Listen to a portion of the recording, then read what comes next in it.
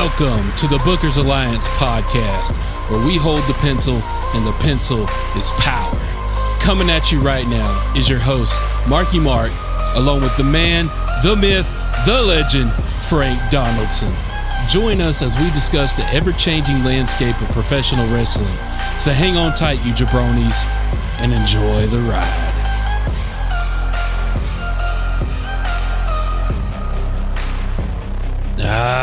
Welcome in, everybody. Thank you for joining today's episode of the Bookers Alliance podcast.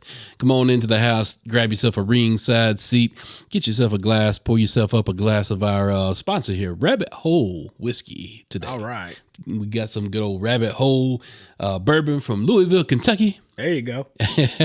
See you guys in a few days. Seems like old Frank may be taking a business trip. Yeah, I gotta go get us some more sponsorship. Business trip. So it may be a write-off. So if you see some funky tax documents in a few weeks or whatnot, just send them on over to the producer. He'll handle them. Understood. All right. So cheers to safe travels. All right. Ooh, good old Rabbit Hole whiskey. Okay. Definitely some good stuff. Okay. All right. So today's topic, we're going to talk about great imports to professional wrestling.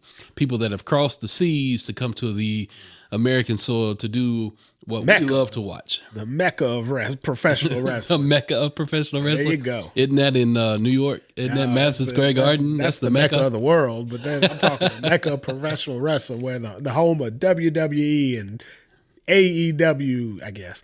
And he said, I guess. Some other stuff. All right, but before we get into our topic today, Frank, we've had some interesting developments happen. Yeah.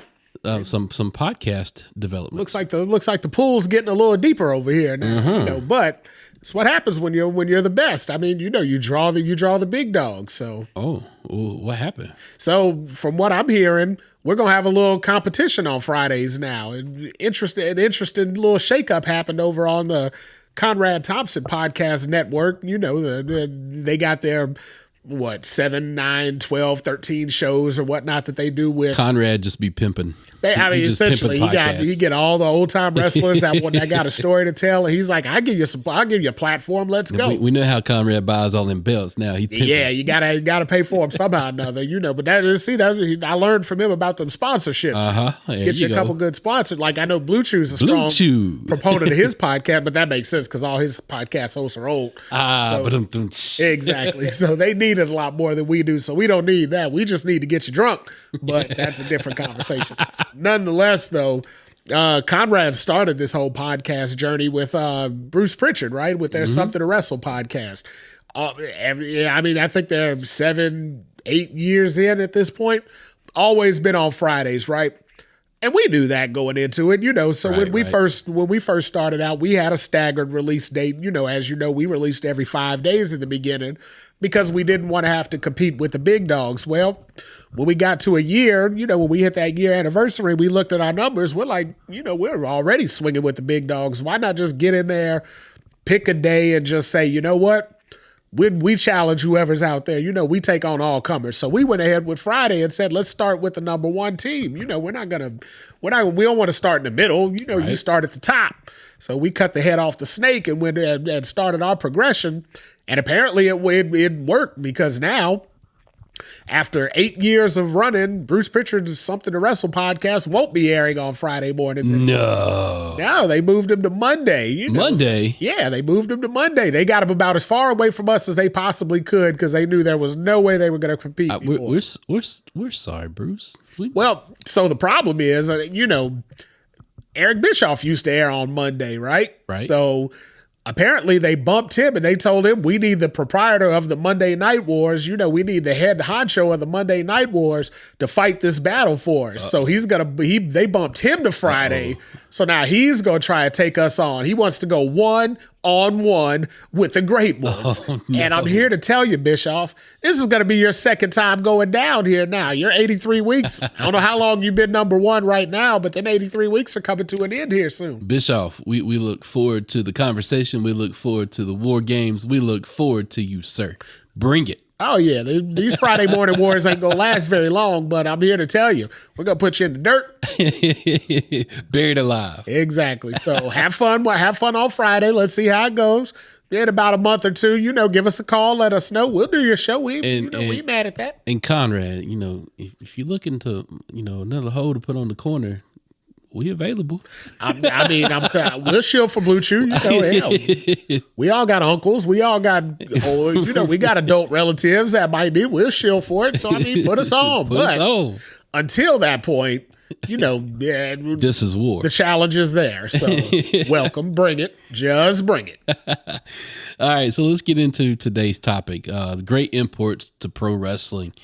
And we were just kind of talking about some of the greatest imports to kind of ever come in and wrestle in the American territories and what they brought to the table, what kind of style they might have brought with them, and kind of how it progressed American wrestling. So we're starting off with Japanese wrestling. They kind of imported the strong style type wrestling. And I know, Frank, that might not be your cup of tea sometimes. Good Lord. They take that back. At any point in time, they go ahead and take that back. It's not bad when you see it in some shapes, like the way Shinsuke Nakamura does it, right? Right. It's not bad there because, he hits you with tough shots. He's a little stiff, but it ain't just that. He don't just stand there, except for his come on gimmick, where he yells at you. That's the one time he does that Japanese style wrestling. Now, over on the other channel, hell, it's like an hour and a half of that on every 2-hour show. Two guys just standing there saying, I dare you. And then they hit. And then it's like, oh, really? I'll hit you. And I'm like, what the hell do we watch? So when it's done right, it is a beautiful form of professional wrestling. And when I say when it's done right, I'm not talking about just standing there in the middle of the ring and wailing on each other. Now, granted, there's a time for a hockey fight. There's a time for a hockey fight. But the way that Japanese strong style is, it's about it making it look like a legitimate fight. Now, there's an art to the fight, whether it be a kind of explosiveness, whether it be methodical, whether it be acrobatic. There's an art to it, but some people miss it and it becomes a spot fest. And it becomes like a kind of a kick out at one just because I can. And so, but the people that we're talking about though, in these imports, they did it right. Yeah. So I think the reason that the people that we're bringing up here, I think the reason it goes over so well for them is because it was the old style of wrestling, Correct. Where one guy would do it. So some of the names we're going to mention, they would do it and the other guy would just take it.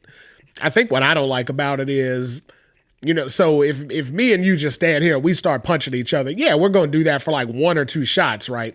But after the 3rd, 4th, 5th shot, somebody's hurt, somebody's going down, somebody's giving in. Everybody's not the same level of tough.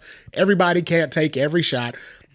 Case in point, when Mike Tyson and Jake Paul stand across from each other in the actual ring and they get ready to box, at some point in time, Mike's going to forget that this is an exhibition. Nope. And he's going to throw a combo that's going to knock the hell out of Jake Paul. And all of a sudden, this is going to turn from an exhibition to a hell of a fight. So it's not an exhibition anymore, sir. It's a pro fight. Yeah, right. Okay. No, it's a pro fight. Here's the difference. I saw the distinction. I know what they said. They're doing 2-minute rounds instead of 3-minute rounds. They're doing 8 rounds instead of 10 rounds, and they're wearing 14-ounce gloves. But here's the thing. Wins and losses will count in this fight. Count to what? On a professional record. So Tyson don't want a loss to Jake Paul on his professional record. Right, but if they draw, so the last 5 Tyson's either drawn or lost. So, it ain't like it's going to hurt his legacy at this point. If they draw, shame on them. Because there ain't no way that should be a draw. But they're going to draw. We digress. They're definitely going to draw. But that's a different episode. We'll save it for that. But let's talk about one of the greatest Japanese exports or Japanese import to come over. And that was the Great Muta. Mm-hmm. So Frank, tell us something like, when was the first time you ever saw Great Muta? In WCW, probably in like 88, 89 sometime, against Sting. Yes. His marquee character, he came over, he had the face paint, Sting had the face paint. typical booking back in the day. If you had a Japanese wrestler coming, he was an immediate heel, and he immediately feuded with your white meat babyface. Every promotion did it. Correct. It don't matter how. And I mean, Sting and Muta, they had similar styles. They were both quick. They were both explosive. And they both had a similar look. They both wore pants. They both had face paint. Hell, they were the counterparts of each other. You had your American counterpart to your Japanese counterpart. I mean, they were literally yin and yang, if you want to go into that. But so, I mean, it made for great television. But because Muta, when those guys were in their prime, I mean, they could put on a damn good show. And Sting had worked over in Japan before, so it isn't like he was foreign to the concept of the foreign. It isn't like he was foreign to the concept of how the match should go. He'd seen it. He'd done it. He knew how to make a match go with Great Muta, so they matched him up perfectly. So with Sting had the charisma. That was the big factor with him, right? Mm-hmm. It was the just a constant level of go, go, go, go, go. And, if you beat him down, he's coming back. Yeah. He's going to pound that chest. He's coming back. He's going to scream at you. He's coming right back at you, right? Uh-huh. Muta was the same way, but a little bit more reserved. But the thing with Muta was more mystical. Muta was evasive. I like how you said miss. So now you get where I'm going. Yeah. Muta had the poison mist. Mm-hmm. And that made him, just as a kid watching him, it made me go, ooh, that's different. Yeah. That dude could spray something out of him. Like, I didn't even see him put anything in his mouth. Yeah. And all of a sudden it just sprays and the guy's blinded. And I'm like, where did that come from? Somehow or another, the ref never saw green paint all over some guy's face. He just went down and counted the 3, and then he was like, "Oh, looks like you puked all over your own face." So yeah, that's how you lose. So then he'd happily go get him a towel and call it one. But Muta had tons of different holds. He had tons of strikes.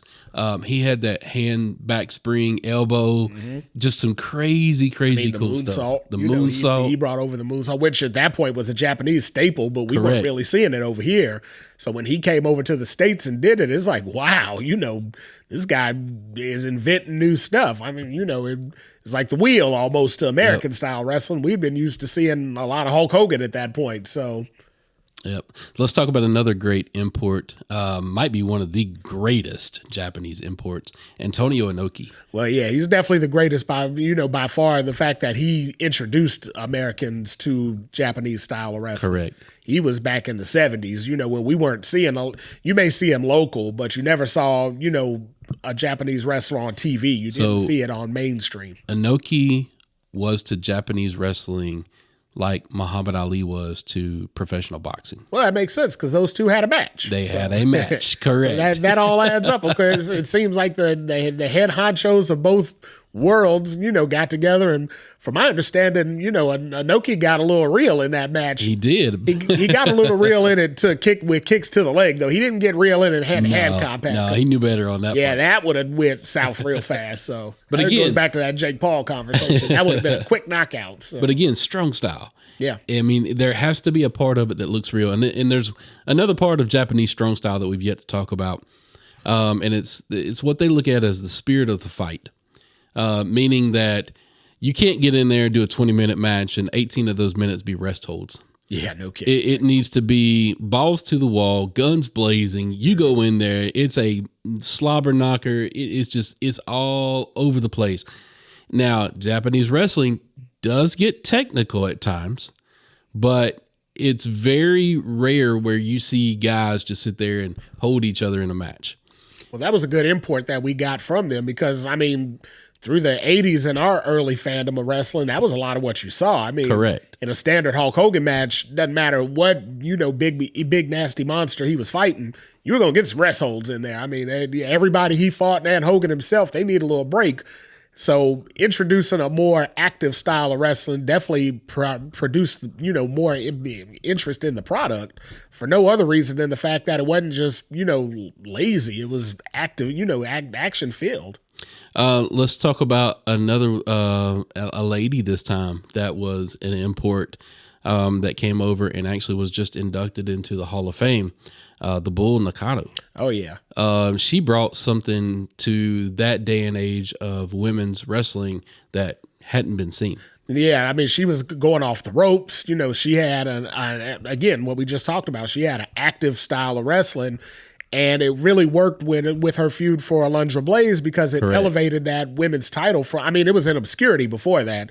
You know, I would challenge anybody to even remember who the hell had it before Alundra Blaze. I don't think you can recall because, I mean, that's going back into like 85, 86, 87 type day. Nobody's going to remember that. You know, it took kind of a hiatus after Sensational Sherry in like 87 and sat on the shelf until Alundra Blaze came in. And had it not been for Bull Nakano, there wouldn't have been a women's division. You know, Alundra couldn't hold it by herself. You got to have that dance partner. And Bull Nakano was, you know, just the best dance partner you could have found for Alundra Blaze in 1993 to make that title worth something. So you want to talk about the people that drew their inspiration from Bull Nakano? Right off the bat, Beth Phoenix. She had a definite inspiration from her in how she fought. What was the other lady? She had the Black Widow hold. What was her name? That little drop. Dang, gummit. The Black Widow hold, that was Elisa Marie Vachon or Victoria. Victoria, correct. She had that Bull Nakano type inspiration to her. I mean, Asuka.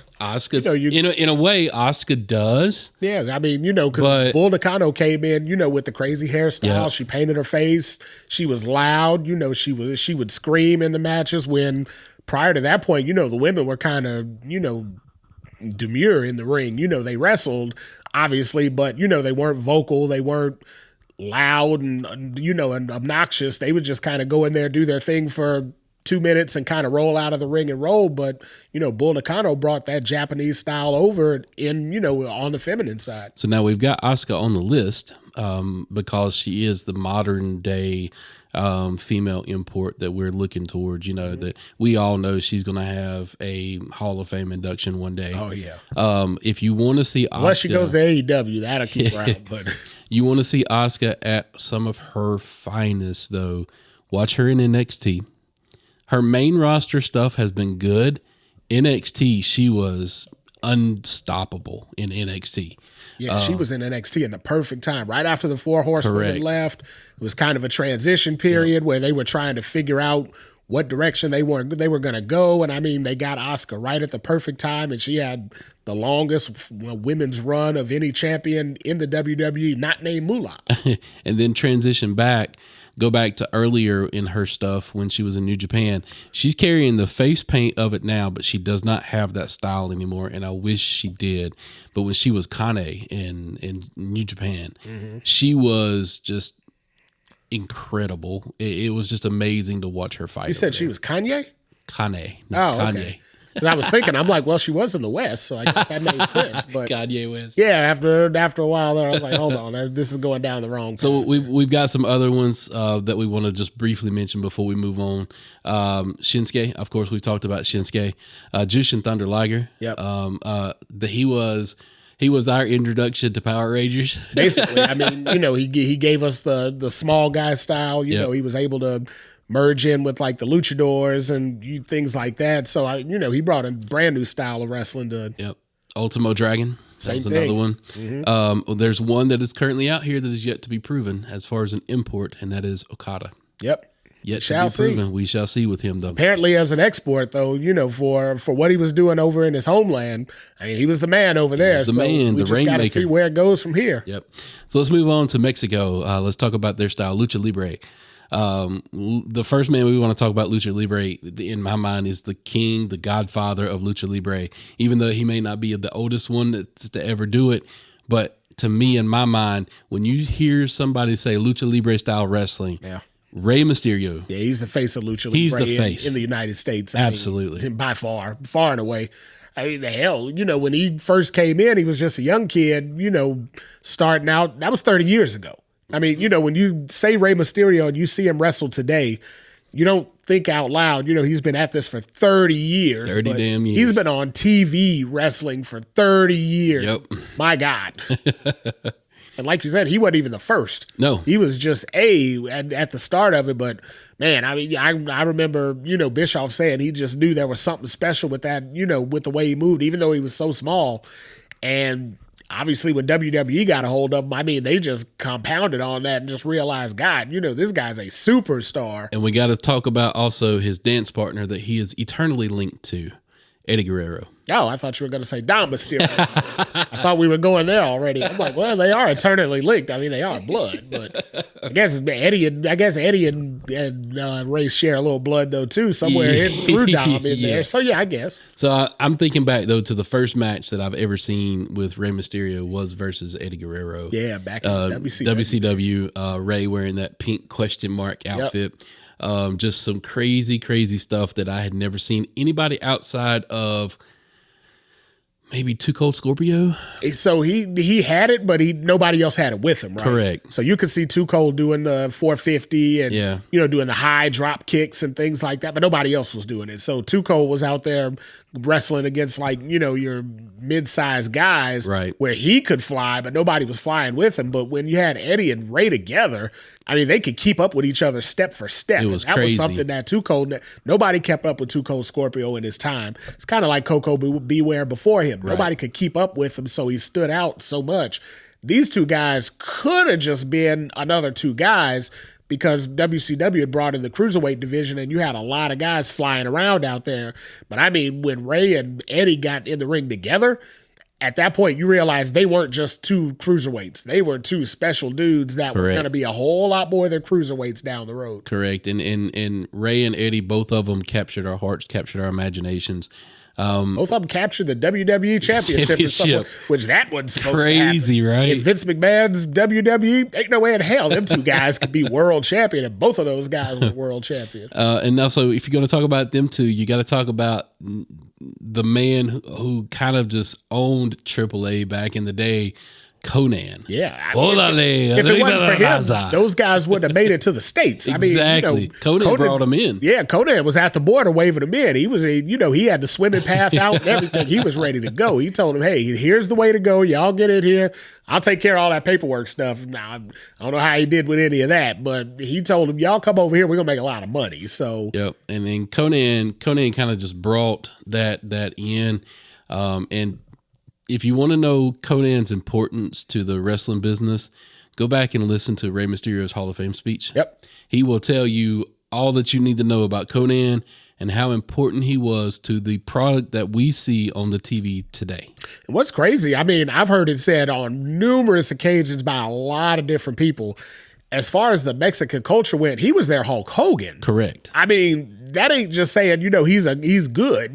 That's saying he's as big as we're ever going to get. We don't aim to get any bigger.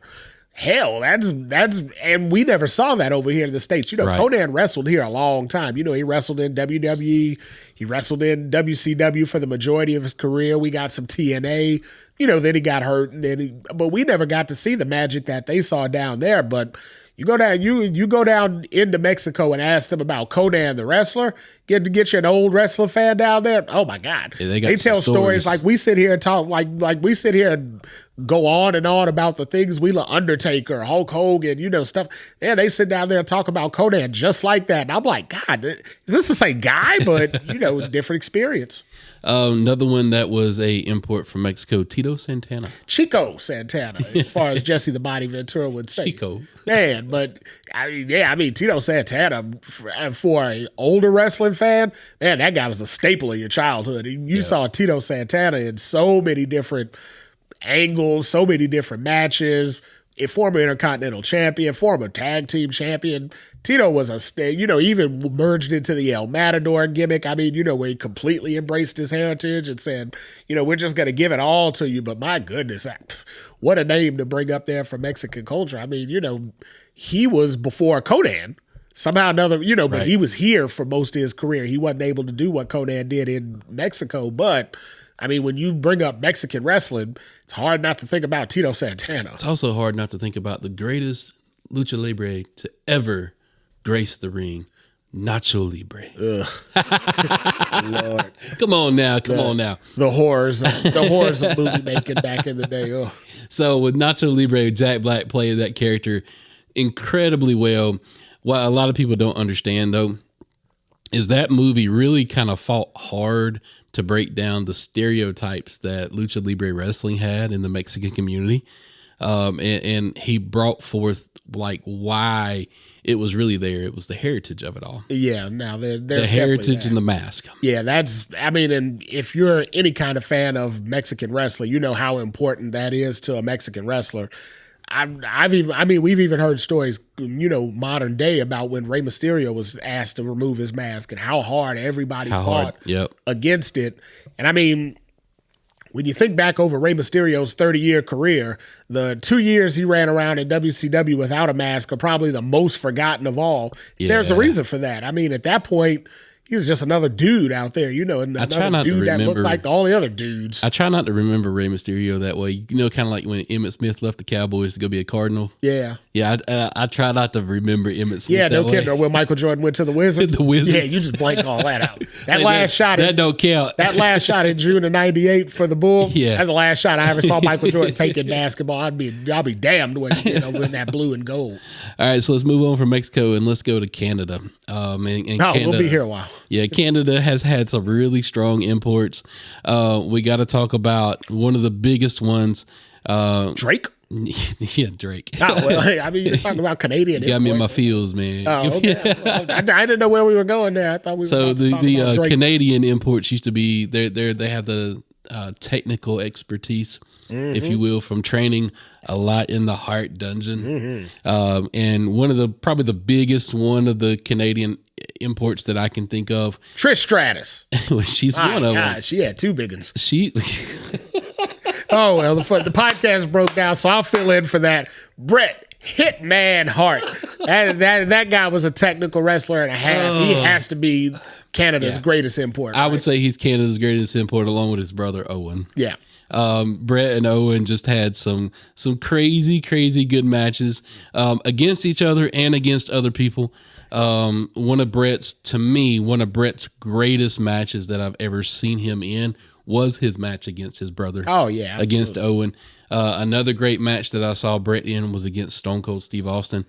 So that's a whole other podcast episode. If we want to talk about Bret Hart great matches, I mean, hell, Bret Hart made so many ass wrestlers look like gold out there, which, and that comes into another, conspiracy back in the wrestling day about Hulk Hogan not wanting to wrestle with Bret Hart. I get it. If I'm Hulk Hogan, I understand it. I'm a foot taller than this guy, blah, blah, blah. Hell, Bret Hart would have made him look like $1 million. He'd have made him look better than Macho Man made him. Because Bret was more polished in the ring than even Macho Man. Macho Man had that brawling style with his wrestling. Bret didn't need any of that. Bret could have got so technical with Hulk Hogan, he would have made Hulk Hogan look like a god out there. If there was anything that I could ever say about Bret Hart, and I would say this about him and The Undertaker in the same breath, respect for the business. Yeah. There was not one iota of their career where I can look back and go, those men disrespected professional wrestling. Well, I don't know. That whole screw job thing, I don't know if Bret was necessarily doing business the right way in that. So, Bret was just human in that he was, but he picked a damn bad time to be human. God. Another great Canadian export, cannot go by without Trish talking about Stratus. Bring it up. All right, let's get we into cannot that. go by without talking about Chris Jericho. Oh, Chris Jericho. Okay. Mr. Y2K himself. I mean, he's still going out there, so apparently he knows what he's doing. The wizard, the learning tree, the Ocho. The learning tree. God. So I thought that was Christian. At this point now, I don't all these guys are running the same gimmick. I don't know what they're doing. It's like the Canadian gimmick. They're blessed with it when they're born. But as far as Jericho, the man of ultimate reinvention, he keeps on going. He's like the Energizer buddy that really somebody should probably put in the retirement home by now. Good Lord.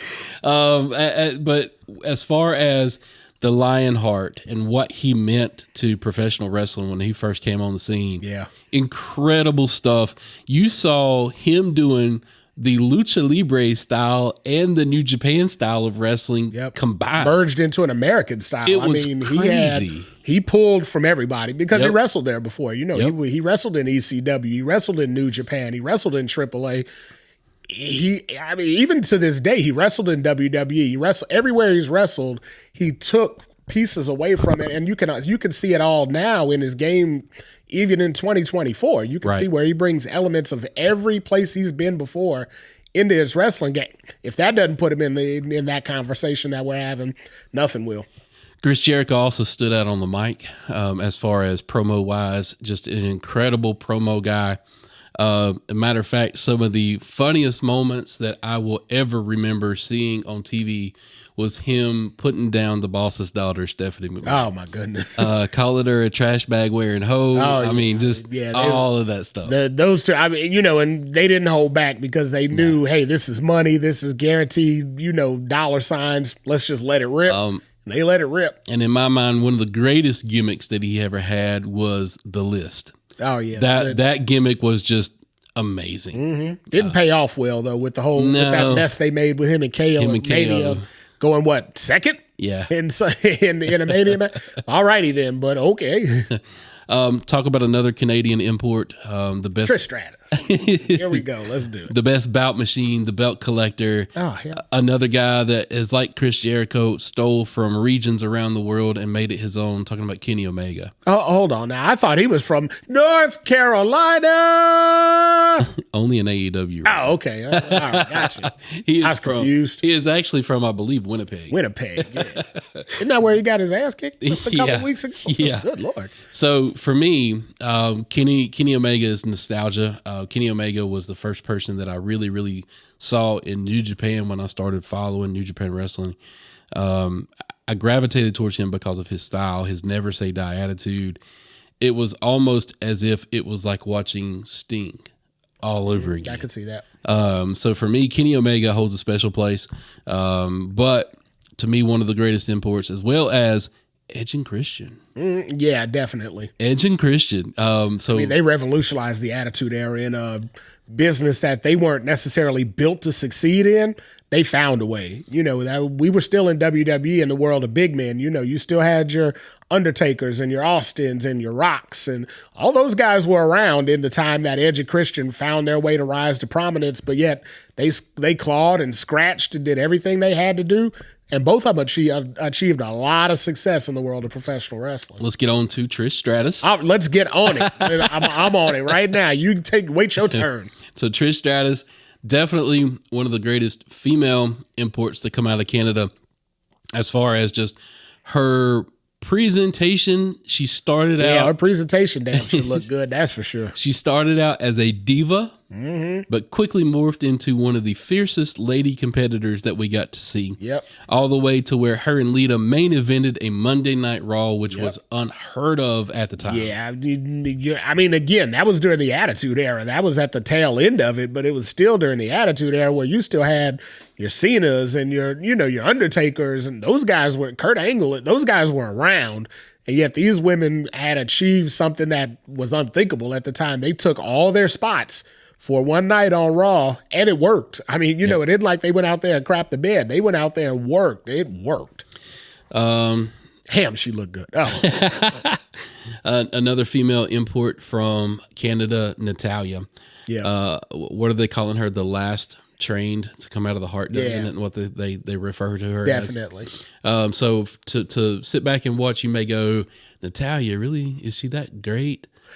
She's on her 20th year in the WWE. That people everybody ain't running a 20-year straight career in WWE right about now. People sleep all the time on the fact that Natalia is a great wrestler. Yeah, they do not, in my mind, they do not give her the credit that she deserves. Well, you got your quote unquote media outlets. They find she botched in a match. Well, oh my God, who hadn't? Well, you got to think Natalia's working with some of the rookiest of the rookies out there. Correct. So it isn't like, you're putting her out there with other seasoned vets. She ain't wrestling TJ every night in the ring out there. She's wrestling him at home, but that's a different conversation. But she's out there working with the rookiest of the greenest of the green, right? What do they call it? Greenest goose shit. Yep. She's got to work with them because they need to learn. You don't put two rookies out there and say, all right, go have a match. Cause hell, that'll be a nightmare. You got to take those young wrestlers that are learning, those Maxine Duprees and, the Ivy Niles. You got to put them out there with Natalia so they can learn how to work a TV style match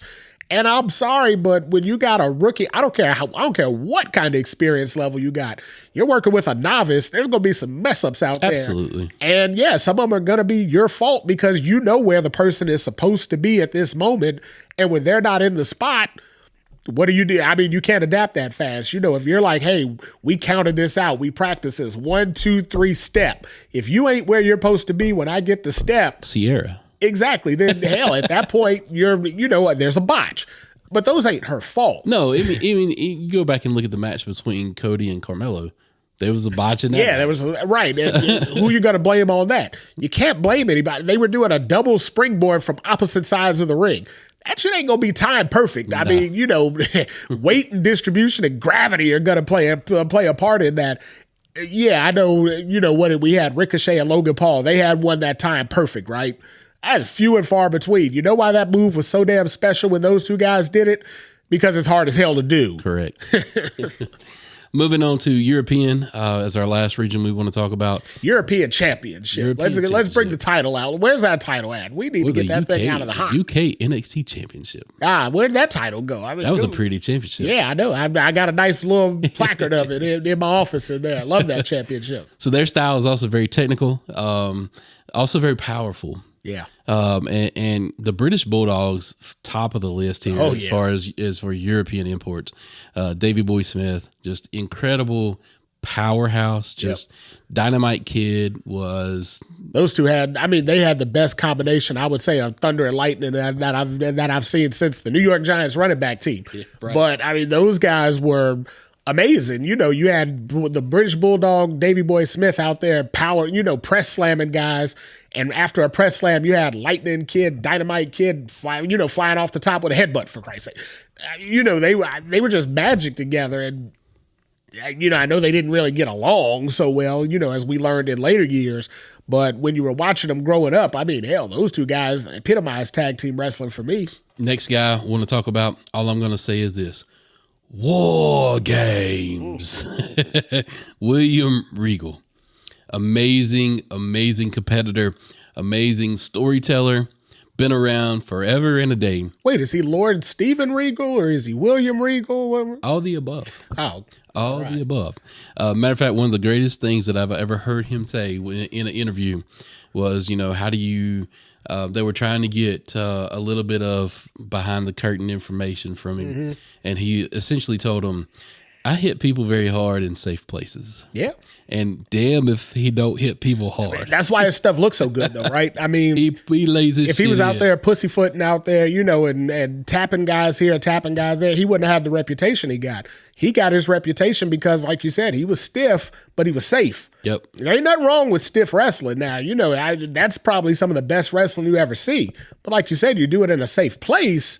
Right. Now we got something. You don't hit a guy in the eye socket with your elbow, at 100 miles an hour and hope everything's going to be okay, right? No, somebody's going to die after that. Right. But if you know how to place the move correctly and the other guy knows where to be to take it, that's where magic is made.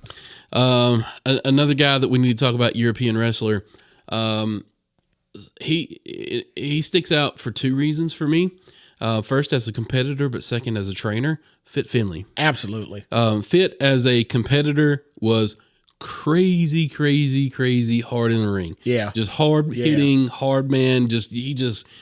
He would freaking just wail on you. Yeah, he wouldn't. I mean, he laid it in. He wasn't going to hold back. Kind of in that same mold of wrestler, right? He didn't hold back. He went out there and when you got in the ring with Fit Finlay, you were in a fight. Yep. And you knew your ass was going to be in a fight. So you're like, hey, I'm going to either let him beat me up for the next 5 to 10, or I'm going to give him a fight back and we're just going to see what happens. So, you had to figure out your way in it. As a trainer, though, the ladies division, for what we know it as today, it would not be what it is without Fit. Yeah, he graduated it from the panties and bra and panties matches, which to that I curse him, but, it is what it is. But yeah, he did make for better television watching as a whole for the sports part of it, not the entertainment part. He kind of took something away from that I'll curse his name till the end of time for. But speaking about ladies, European imports, Becky Lynch. Yep. The Irish last was it Irish last kicker. Is yeah, there you go.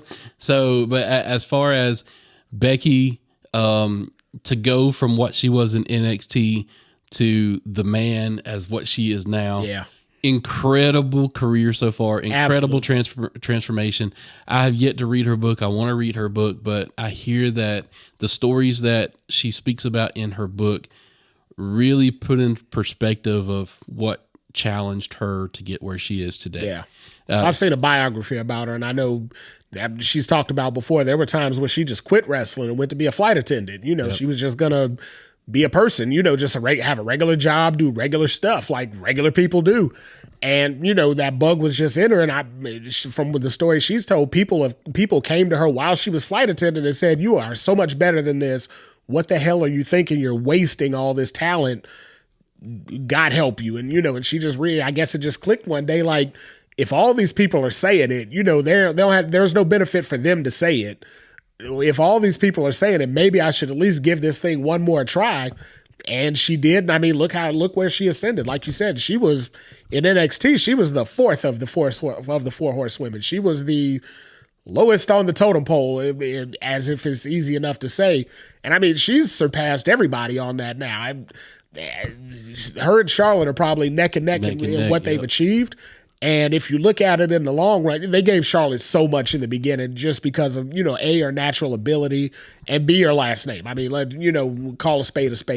That helped, right? Not to any fault of hers. It isn't her fault. I mean, she didn't ask for it. They put it on her because they knew they could market it. Becky didn't have that leg up, though. She had to make that way for herself, and damned if she didn't. Another Irish import, Finn Balor. Yeah. Finn, or Prince Devon, if you want to call him that, from New Japan. Finn has had an amazing career. A lot of people don't know about the New Japan side of his career. I challenge you to look some of that stuff up, especially with Bullet Club. Crazy good matches over there with Bullet Club. But as far as his NXT morphing into the Demon Finn Balor, which I hate Vince McMahon for to this day, because you diminished what the Demon character really was as far as that whole Roman match and how that went. Well, they wandered into unnecessary territory, right? They put him in there with the Fiend, and they just started. They took a character that was so special that you'd only see him once every 18 months or so, and then all of a sudden, well, we got to bring him out now, and then it kind of got a little cheapened, and then it was like, well, now we don't ever need to see it again. So I think that's where we're at now. Yeah. So the last, I want to do a trio real quick, because we can put all three of these guys in the same vein. And the triple threat match that they had was amazing, and I would not mind seeing that every week for the rest of my life. And I'm talking about Gunther, Sheamus, Drew McIntyre. Absolutely. If you're trying to find a way into WrestleMania, that ain't a bad way to do it. Right? No, those three guys, in their own right, are special by themselves. Drew's story about how he had to leave and come back to kind of make who he is special. Sheamus, the longevity of that dude's career. Sheamus is up there. He's knocking on 20. God, Sheamus has been around for a long time. And then Gunther, first and foremost, the Gunther you see today is not the Gunther that was 4 years ago. No, God, no. I saw somebody had the progression of Gunther like on the internet recently, and I didn't know what Gunther looked like before. I didn't know what Walter looked like. I'd heard of him, but I didn't really see him before he hit NXT. But good Lord. I mean, he completely changed his entire lifestyle, his body, his everything. But for him to go to be what he was to what he is today, which is the longest reigning Intercontinental Champion ever. He is that. I'm amazing. And Gunther, you have a fan for life right here, dude. Yeah. I love everything you do. It's amazing. And he's right in that same mold of European wrestlers that we were talking about. He hits hard. Yep. He brings it. But he doesn't hurt nobody. No. There ain't anybody walking away from him, with a 7-8 month entry, unless you're New Day. Hell, them guys are getting brittle at this point now. Because when I was watching all Raw this week and I saw Gunther chop Kofi Kingston, and I almost had a heart attack when I thought about that. So I'm like, ooh, that was straight to concrete chest. So real quick, I thought about this for a minute. I was like, why are you gonna put Kofi in there against Gunther? Kofi already got a dent in his chest. When he chopped Kofi one of those times this past Monday at Devon, I saw him go straight to Kofi's back. It looked like he was slapping him on the back because I saw his chest go right into his back. I'm like, damn, did I just see that man's chest cavity cave in right there? More? All right. With that being said, that was some of our greatest imports. Obviously, there are tons other that have graced our television sets as far as American wrestling. As an American wrestling fan, I will go out here and say thank you for all who have came and shared your style of wrestling with us in America.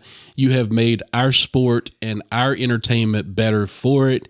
And please, please, please, please, please do not stop. I love it. Yeah, it don't look like they're stopping anytime soon because now we're starting to take the PLEs over to those countries instead of making the wrestlers come into us. Instead of just being a simply import business, now WWE is working on its export business. So that'll be another episode we'll have to talk about here real soon. Yep. All right. With that, everybody, we thank you for listening to today's episode. Go out on our social media platforms, drop us a line, tell us what you're thinking. And with that, we bid you adieu. Peace. Today's podcast was produced by SBP. You can find our podcast on all major podcast platforms. Also, connect with us on our social media accounts. Search for The Bookers Alliance on Facebook, Instagram, YouTube, and X.